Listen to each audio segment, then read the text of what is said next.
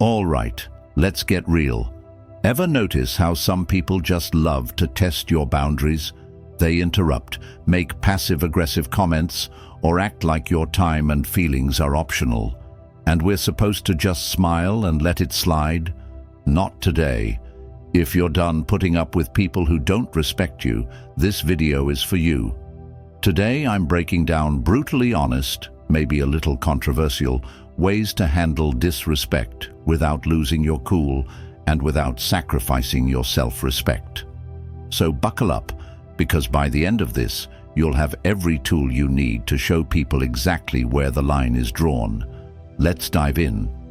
Number 1, embrace the silent stare. All right, let's start with one of my all-time favorite slightly savage techniques, the silent stare. Now you might be thinking, really? Just staring?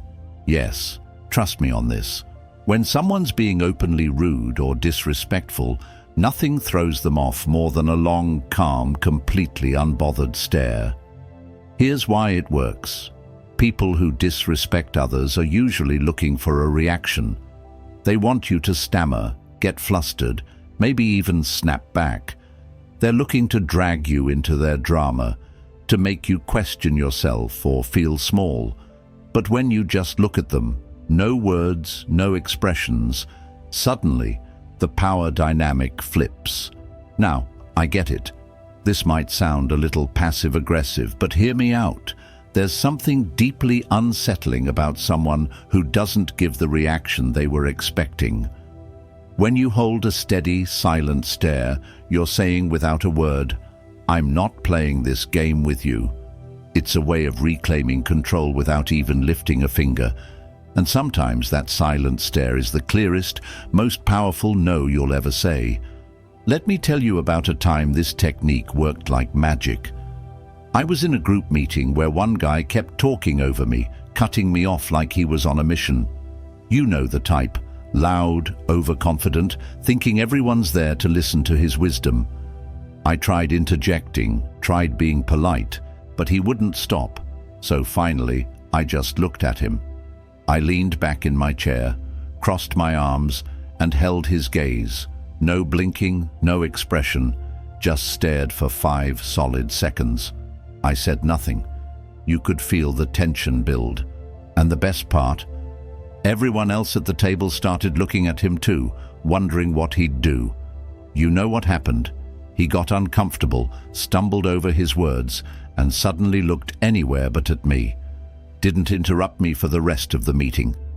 That silent stare did more than any words could have. And it didn't just stop his behavior in the moment. He actually started treating me with more respect after that, as if he'd finally realized I wasn't someone he could just bulldoze. Sometimes you have to show people who you are without saying a word. Let's dig a little deeper, because this is more than just a power move. When you embrace the silent stare, it's like a reminder to them and to yourself that you don't have to dance to someone else's tune. You don't owe anyone an emotional reaction, and you don't have to prove yourself to people who don't see your worth. This is about reclaiming your space, your peace, and your dignity. Too often, when someone is disrespectful, we feel an urge to defend ourselves, to make our case, or worse, to let it slide because we don't want to create a scene. But the silent stare, it's not about being aggressive. It's about showing that you're grounded, unbothered, and unapologetically in control of your own emotions. It's also about accountability. People who are used to disrespecting others often do it without even thinking. They've never been called out, never faced real consequences for treating others poorly. When you give them that silent, deadpan look, it's like you're holding up a mirror. Suddenly, they're left alone with their own behavior. You're not telling them they're wrong, you're showing them. And most people don't like to see themselves like that. That's why this works. I've noticed that this silent stare tactic does more than just get the other person to back off. It also strengthens your sense of self-worth. When you stand there, silent and still, you're reminding yourself that their words or actions can't shake you. I used to be the type who'd nervously laugh off rude comments or try to explain myself when someone questioned my choices. But honestly, that just drained my energy and made me feel worse. Learning to just look at someone, to let that silence fill the room without backing down, was a game changer. It feels like a small act of defiance, a quiet but powerful declaration of self-respect. So if someone's being rude, pushing boundaries, or making you feel less than, try the silent stare. Just look at them. Let them feel the weight of your calm. You'll be surprised at how uncomfortable it makes them and how empowered it makes you feel. The silent stare says, "I respect myself too much to get dragged into your negativity," and that's a message worth sending. Number 2, embrace silence as your answer. Here's a little secret weapon that's incredibly underrated: silence. When someone disrespects you, one of the most powerful responses is no response at all. Now, I know what you're thinking. Silence feels passive, almost like you're letting them get away with it, right? But here's the truth. Silence is far from passive. It's a choice, and sometimes it's the boldest, loudest answer you can give. When someone's throwing negativity at you, they're trying to pull you into their drama, to make you feel small or defensive. But when you don't engage, when you just let their words hang in the air without responding, it forces them to sit alone with their own behavior, and that silence, it's deafening. Now here's why this works so well. People who disrespect others usually expect a reaction. They're looking for a fight, a justification, or just some kind of validation for their own behavior. But silence says, "I'm not giving you my energy."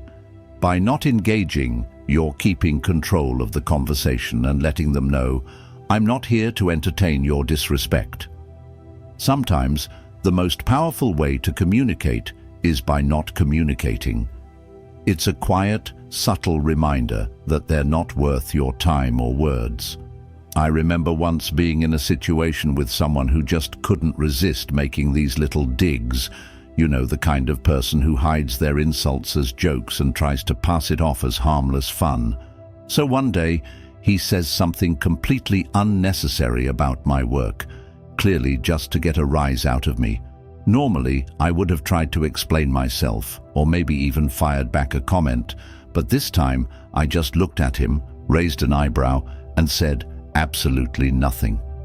I let his words hang in the air, let him feel that awkward silent pause. And you know what? He didn't know what to do. He looked at me, then looked down, mumbled something, and moved on. That moment was the last time he tried pulling that with me. It was like he realized that if I wasn't reacting, there was no power to be gained. And that's the beauty of silence. It starves disrespect of the attention it craves. Here's the deeper message. When you choose silence, you're choosing yourself. You're saying, "I value my peace over your opinion of me." And that's not just empowering, it's revolutionary. So often we feel pressured to respond, to explain ourselves, to defend our choices, or prove our worth to people who, frankly, aren't interested in respecting us. But by embracing silence, you're refusing to play by their rules. You're taking a stand without lifting a finger. You're letting them know you're not worth my words. And it's not just about controlling the situation, it's about reclaiming your energy. Silence is like a filter. It keeps your peace intact by blocking out the negativity that others try to project onto you. The moment you stop feeling the need to respond to every rude comment, every passive-aggressive jab, you free yourself.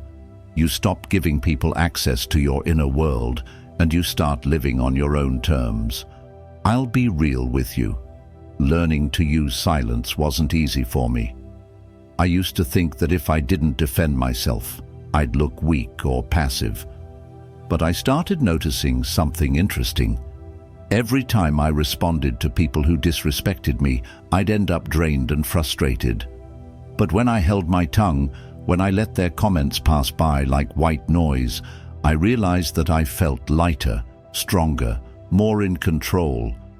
It's like I took back a piece of my power every time I chose silence over reaction.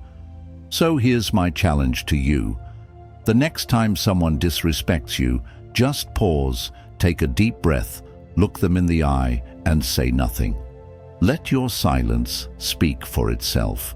You might be surprised by how uncomfortable they get and how freeing it feels for you. Embrace silence as your answer, because sometimes saying nothing is the most powerful statement of all. Number 3, stop explaining your choices. All right, this one's going to hit home for a lot of us. Stop explaining your choices. Seriously, how many times have you made a decision for yourself only for someone to immediately start asking you, why? Why did you do that? Why didn't you go to that event? Why did you take that job? People seem to think they're entitled to an explanation for everything we do, and here's the honest truth: they're not. Your choices are your own, and you don't owe anyone an explanation for how you live your life. It might sound controversial, but let's face it, if someone's questioning your choices, they're often not looking to understand. They're looking to judge. They're looking to poke holes, to make you doubt yourself, or to feel better about their own decisions by making you second-guess yours. And you know what? You don't have to play along. When you stop explaining yourself, you reclaim your autonomy and show them that your life isn't up for debate. Let's dig a bit deeper into why people feel so entitled to an explanation in the first place. When people question your choices, it's often because your decision challenges their view of the world. Maybe you're taking a risk they're too scared to take, or maybe you're stepping out of the norm they find so comforting. Your independence or willingness to do things differently can make them uncomfortable, and asking you to explain is their way of trying to fit you back into their comfort zone. But here's the kicker. Just because they're uncomfortable doesn't mean you're responsible for reassuring them. Your life isn't a public service announcement. You don't have to justify your choices to anyone. I remember when I decided to switch careers, moving from a safe job to something I was actually passionate about, but that came with a lot more risk. The moment people found out, it was like I'd announced I was moving to Mars. I kept getting asked, why would you leave a stable job? How are you going to make it work? At first I'd try to explain, talk about how I wanted something more fulfilling, how I had a plan, but I quickly realized that no matter what I said, it never felt like enough. The more I explained, the more people questioned me, poking holes and making me feel like I needed to prove myself. Then, one day, I decided to try something new. When someone asked, "But why would you leave that job?" I simply replied, "Because I wanted to." No extra details, no breakdown of my strategy, just a simple answer. And let me tell you, it felt amazing. The silence that followed was everything. People didn't know how to respond because I'd taken away their power to question my choices. And you know what? They eventually stopped asking. Here's the real beauty of not explaining yourself. It's freeing. It's you standing in your own truth, knowing that your decisions are enough simply because you've made them. When you stop justifying your actions, you give yourself permission to live authentically without the weight of other people's expectations. You stop wasting your energy on explanations and you start pouring it into actually living the life you want. There's a powerful lesson here. Your life doesn't need an audience vote. Not every decision has to be analyzed or approved by others. And when you stop explaining yourself, you're letting people know, I'm confident enough in my choices that I don't need your approval. Think about it. When was the last time you saw a truly confident person breaking down their decisions for others? Probably never. Because people who own their lives don't need external validation. They know that the only approval that matters is their own. Look, I've been there. I used to be the person who'd give a full PowerPoint presentation on why I was doing something just to get people on board. But over time I realized that explaining myself to everyone was only making me second-guess my choices. So I made a pact with myself. If someone asks me about a decision, I'll answer briefly, maybe give a sentence or two. If they push for more, I smile and move on. And you know what? Life got a lot lighter.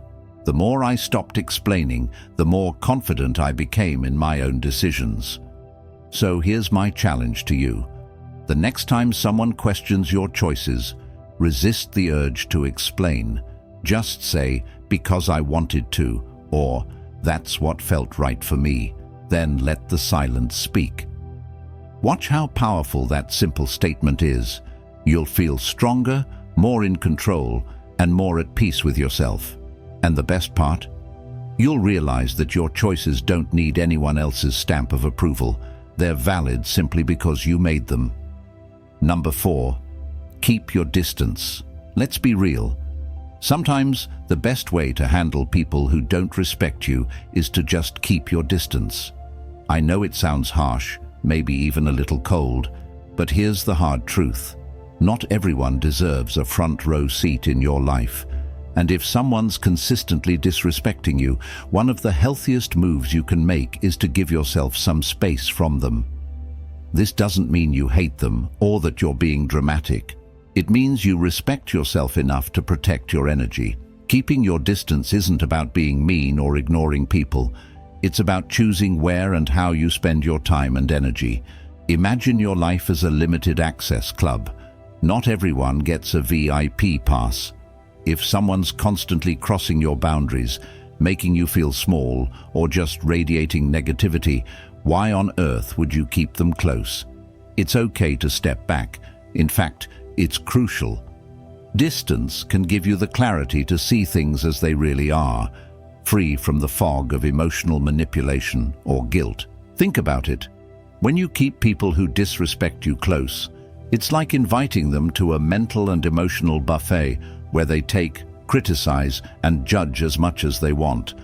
And then we wonder why we feel drained, anxious, or frustrated. Giving yourself space from these people is an act of self-preservation. It's about protecting your mental health, preserving your peace, and making room for people who actually respect and uplift you.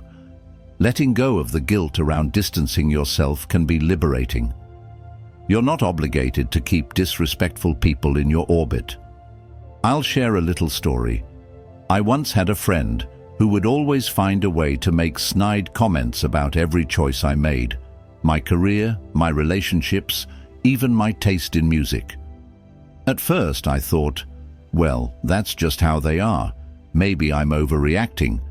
So I kept them around, kept trying to brush it off, thinking it wasn't that big of a deal. But over time, those little jabs started getting under my skin. I realized I was walking on eggshells, always bracing myself for the next criticism, the next joke that felt more like a punch. One day, I decided to try a different approach. I didn't make a big announcement or call them out. I just started limiting my time with them. Instead of seeing them every week, I'd see them maybe once a month. And guess what? I felt lighter, I felt freer, and in that space, I realized just how toxic that friendship had become. Distancing myself gave me the mental clarity to see that I deserved better. Friends who would build me up instead of tearing me down. Here's the thing. Some people are going to tell you that keeping your distance is selfish. They'll say, but they're family, or you've been friends for years. It can feel uncomfortable, maybe even a little taboo, to admit that someone you know well just isn't good for you. Society tells us to be loyal, forgiving, and nice, but at what cost? Here's a little secret. Protecting your peace isn't selfish, it's necessary. You're not here to be anyone's emotional punching bag or their constant source of validation. Sometimes the best way to show someone you've had enough is by simply stepping back. Here's where it gets deep. Keeping your distance is a powerful reminder that you are your own priority. You don't have to play the role someone else has assigned to you. You don't owe anyone access to your mind, your time, or your emotions. When you put a little space between yourself and disrespectful people, you're making a statement that your well-being comes first. And that's not just self-care, it's self-respect. Distance also gives you the chance to refocus on the relationships that matter, the ones that genuinely uplift you. Think about it. The more time you spend around people who respect you, the more confident and fulfilled you feel. The less time you spend around those who tear you down, the less room they have to impact your thoughts, your mood, and your life. I used to feel so guilty about distancing myself from people, even if they weren't treating me well. I'd think, what if they think I don't care? Or maybe I'm overreacting. But over time, I learned that distancing myself wasn't just about removing negativity, it was about creating space for growth. When I started giving myself permission to distance from disrespectful people, I felt a new kind of freedom. I had more energy, more peace, and a clearer vision of who I wanted in my life. So here's my challenge to you. Think about the people in your life who constantly disrespect you, who make you feel small or drained. Then ask yourself, do they really deserve this much access to me? Number 5. Hold your head high. All right, let's talk about an old school classic that never goes out of style, holding your head high. Now, I know this might sound like generic advice, but trust me, this one is pure gold when dealing with people who don't respect you. Here's the thing, when someone is disrespectful, they're banking on making you feel small. They want you to doubt yourself, to lower your eyes, to shrink into yourself. But when you stand tall and hold your head high, you're saying without a word, I know exactly who I am, and nothing you say or do will make me feel less. Here's what's powerful about this. Confidence makes people uncomfortable, especially people who disrespect others. Why? Because they rely on the idea that their words or actions have the power to influence you, to control you in some way. When you refuse to let their disrespect touch you, when you literally stand taller and hold your head up high, you're showing them that they don't have the power to bring you down. You're unbreakable, and people who thrive on disrespect don't know what to do with that. It throws them off balance. It makes them question their power, not yours. I remember being in a situation with someone who just couldn't resist throwing little insults my way every time we met. You know the type, always a smirk, always a joke that feels more like an attack. I used to try and brush it off, but honestly it got to me. I found myself starting to dread being around them, feeling like I had to defend myself every time. But then one day I decided I was done feeling small. I showed up, shoulders back, head high, and every time they made one of their little comments, I just looked them in the eye, smiled, and carried on like nothing had happened. And you know what happened? They actually started backing off. It's like they could sense that their comments weren't reaching me anymore, that I was too far above that nonsense. And suddenly, their power faded. There's something magnetic about holding your head high. It's like a silent force field that says, I'm untouchable. Now, here's where it gets a little spicy. People who don't respect you often hate seeing you confident. It messes with their worldview. They want to believe they're above you, that they've got something on you. And when you walk around confidently, it disrupts that narrative. To them, it's almost offensive. Society doesn't always know what to do with people who are unapologetically sure of themselves, especially when they refuse to let others' negativity define them. And let's be real, that can make you a bit of a target. But here's the thing, holding your head high isn't about them, it's about you. It's about living as if you're fully aware of your worth, as if you've got nothing to prove. And that can feel like a radical act of self-respect. When you hold your head high, you're making a statement about your self-worth.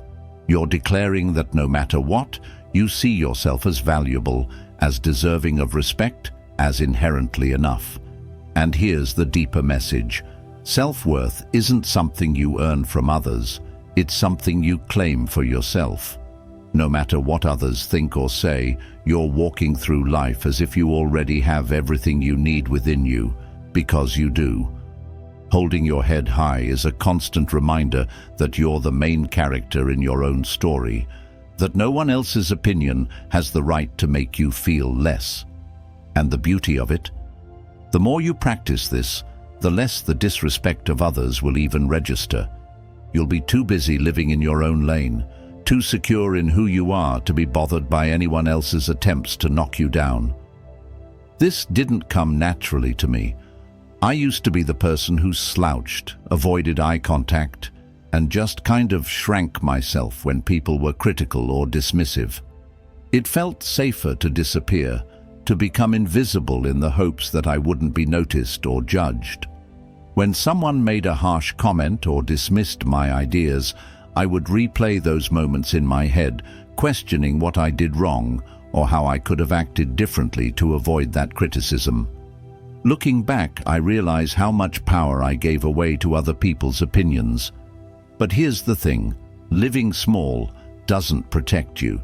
It only keeps you from living fully. Over time, I started noticing something transformative.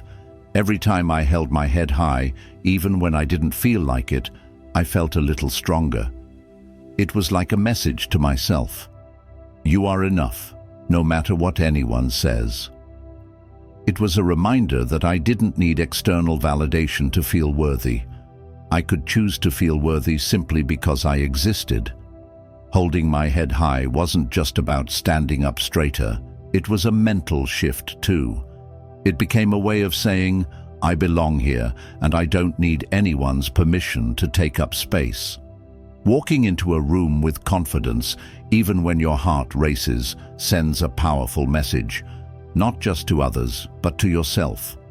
It's an internal declaration that says, I am not defined by anyone's opinion of me. Holding your head high isn't about arrogance, it's about self-respect.